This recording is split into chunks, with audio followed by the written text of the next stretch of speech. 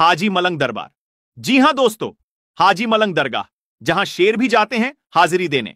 एक ऐसे अल्लाह के वली का दरबार जहां शेर जाते हैं हाजिरी लगाने के लिए। इसी अल्लाह के वली के दरबार में भक्तिगिरी करने गए थे कुछ लोग। फिर जो कुछ हुआ दोस्तों, जानकर आपके भी रोंगटे खड़े हो जाएंगे। चलिए आज हम हाजी मलंग बाबा, जी हां दोस्तों, हाजी अब्दुल रहमा हाजी मलंग बाबा का वो दरबार जहां हाजिरी देने के लिए शेर, जानवरों का बादशाह शेर जाता है। दोस्तों, जंगल के जानवर भी जानते हैं कि ये अल्लाह के वह वली हैं जिनकी बारगाह में शेर भी अकीदत के साथ सर झुकाने के लिए जाते हैं। और कई बार लोगों ने देखा कि हजरत हाजी मलंग बाबा के दरबार में शेर अकीदत के साथ पहुंचे और मानो ऐसा लग रहा हो कि शेर भी, यानी जंगल का राजा भी, अपनी फरियाद लेकर अल्लाह के वली के दरबार में पहुंचा है। लेकिन दोस्तों, बदलते हुए जमाने और बदलते हुए हालात में कुछ लोग भक्तगिरी करने के लिए हाजी मलंग के दरबार में पहुंचे। फिर क्या हुआ उनके साथ दोस्तों, पूरी जानकारी इस वीडियो में देने जा रहे हैं। आपसे गुजारिश करना चाहेंगे कि आप इस वीडियो में आखिर तक बने रहें। प्यारे दोस्तों, अगर आप भी अल्लाह के वली के चाहने वाले हैं तो अल्लाह के वली के नाम से, हाजी मलंग बाबा के नाम से एक बार कमेंट में जाकर अल्लाहू अकबर लिखें और इस वीडियो को दिल से लाइक करना बिल्कुल मत भूलिएगा और चैनल को भी सब्सक्राइब जरूर करें। दोस्तों, अल्लाह के वली का दरबार वह दरबार होता है जहां हिंदू क्या, मुस्लिम क्या, सिख क्या, ईसाई क्या, यानी हर धर्म के लोग अल्लाह के वली के दरबार में बिना रोक टोक पहुंचते हैं। और अगर देश के अंदर दोस्तों हिंदू मुस्लिम एकता की अगर सबसे बड़ी अगर कोई मिसाल अगर किसी जगह को दिया जा सकता है तो वह है अल्लाह के वली का दरबार। चाहे सुल्तानुल हिंद ख्वाजा मोइनुद्दीन हसन चिश्ती रहमतुल्लाह अलैह की बारगाह हो दोस्तों, चाहे हाजी अली की बारगाह हो या फिर हाजी मलंग की बारगाह हो, कहीं भी किसी को उसका धर्म नहीं पूछा जाता है, बल्कि जो भी अकीदतमंद अल्लाह के वली की बारगाह में पहुंचते हैं उनका स्वागत और इस्तकबाल होता है और बिना रोक टोक वो वहां पर पहुंच जाते हैं। लेकिन अब दोस्तों कुछ लोग इसका नाजायज फायदा उठाने लगे हैं, अब कुछ लोग इसका गलत फायदा उठाने लगे हैं। और इसी तरीके का दिल को दहला देने वाला एक मामला हाजी मलंग बाबा की दरगाह से सामने आ रहा है।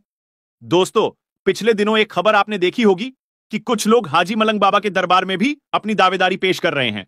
और जब से उत्तर प्रदेश, जहां के सीएम योगी आदित्यनाथ महाराज हैं, जब से बाबा के राज उत्तर प्रदेश में राम मंदिर का शिलान्यास हुआ है, उसके बाद से दोस्तों, यानी राम मंदिर के उद्घाटन के बाद से, प्राण प्रतिष्ठा के बाद से लगातार ऐसा देखा जा रहा है कि जहां कहां कुछ लोग अपने आप को बहुत बड़ा भक्त दिखाने के लिए हर जगह जय श्री राम का नारा लगाते हुए नजर आ रहे हैं।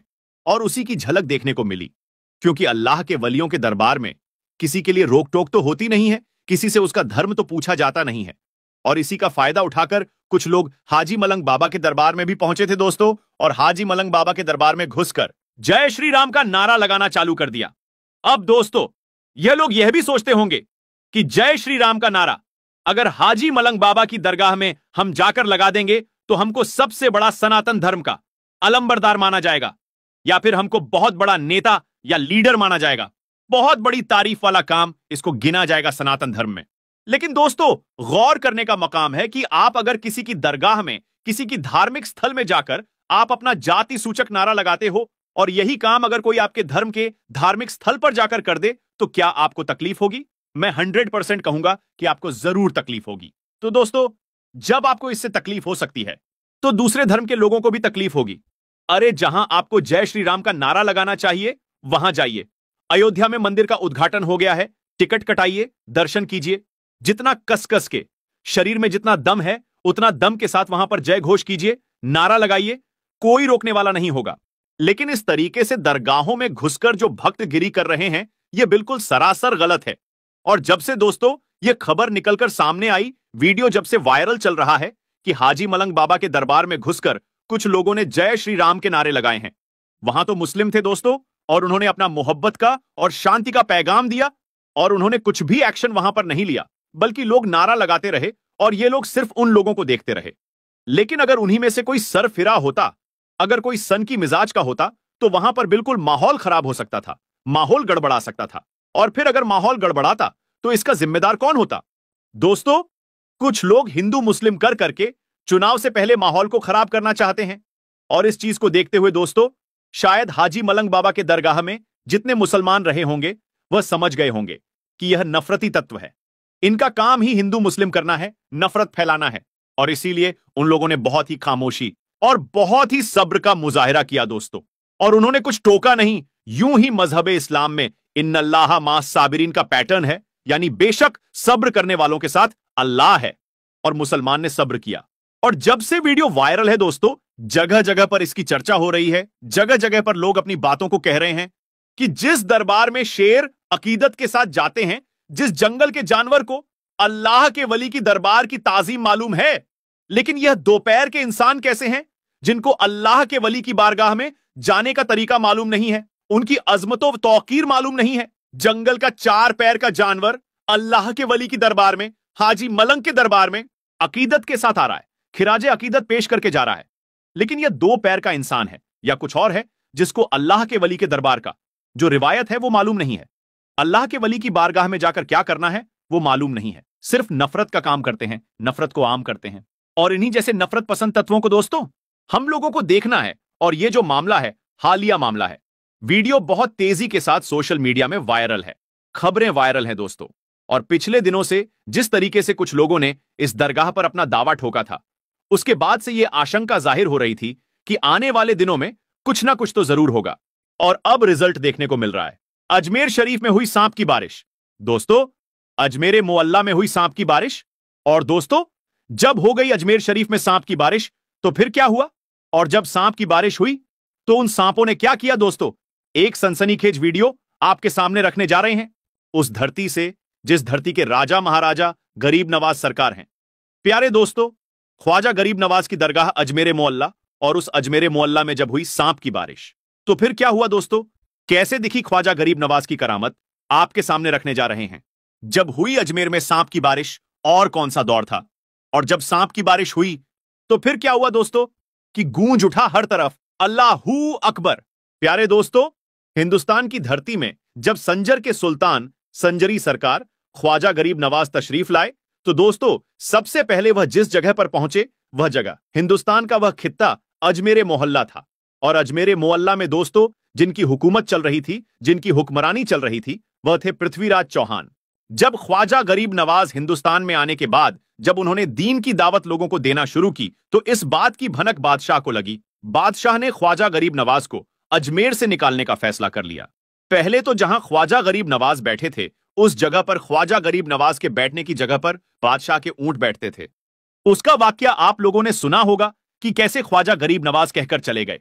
जब बादशाह के सैनिकों ने उन्हें यानी ख्वाजा गरीब नवाज को जबरन वहां से उठने पर मजबूर किया तो ख्वाजा गरीब नवाज ने कह दिया कि ठीक है, चलते हैं हम यहां से, बैठे हैं राजा के ऊंट और बैठे ही रहे।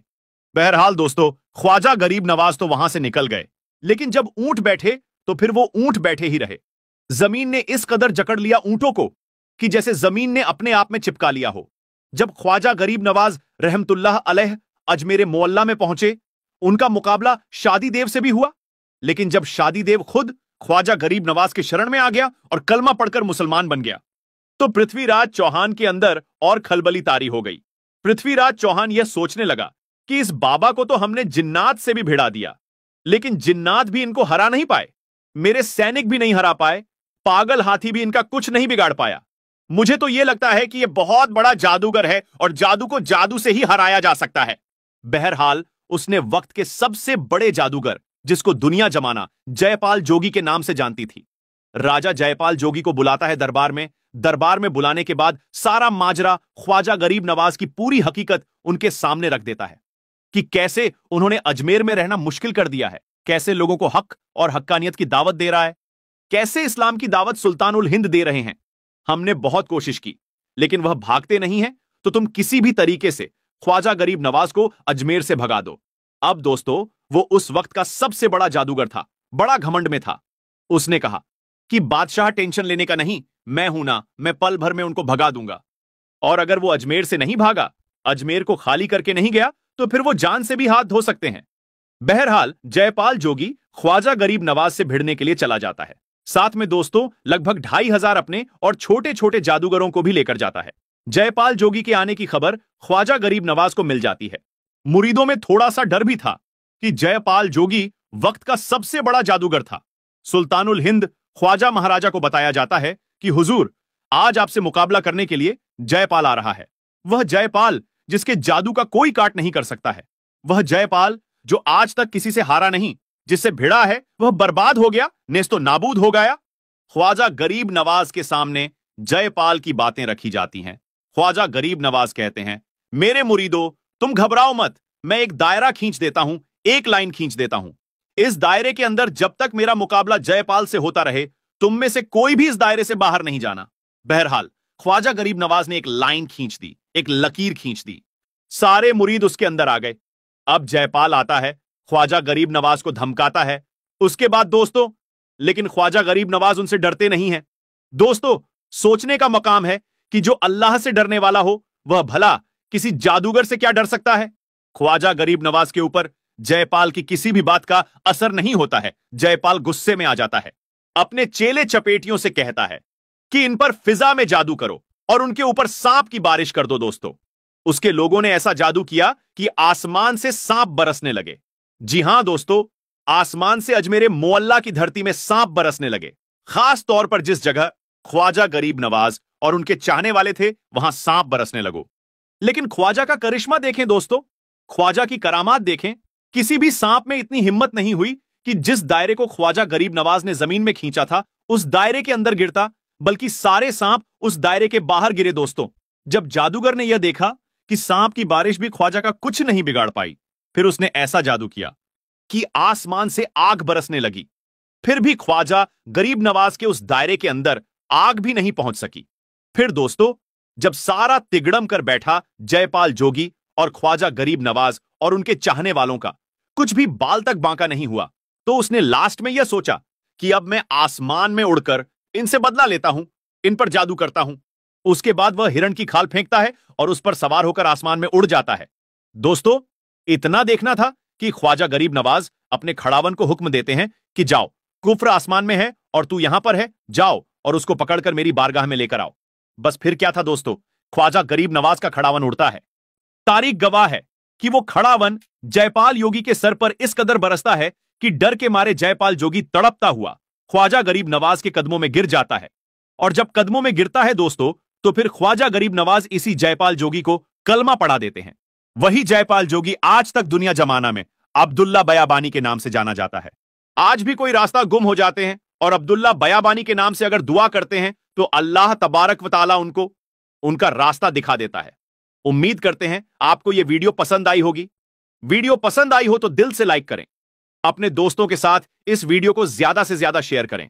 और अगर आपने हमारे YouTube चैनल को सब्सक्राइब नहीं किया है तो अभी सब्सक्राइब करें और साथ लगे घंटे पर भी जरूर क्लिक करें ताकि इसी तरह की वीडियो आपको मिलती रहे। मिलेंगे एक और नई वीडियो के साथ, तब तक के लिए अल्लाह हाफिज।